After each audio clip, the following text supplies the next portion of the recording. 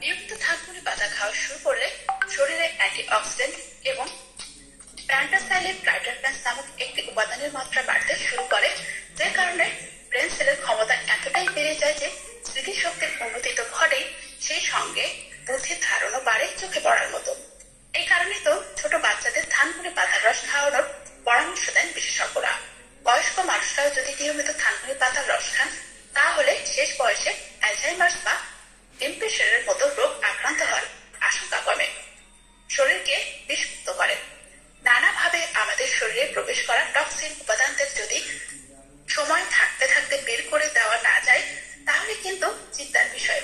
কারণ সেই ক্ষেত্রে এইসব ক্ষতিকর উপাদানগুলির কারণে দেহের গুরুত্বপূর্ণ অঙ্গগুলির মারাত্মক ক্ষতি হয়ে যাওয়ার আশঙ্কা থাকে।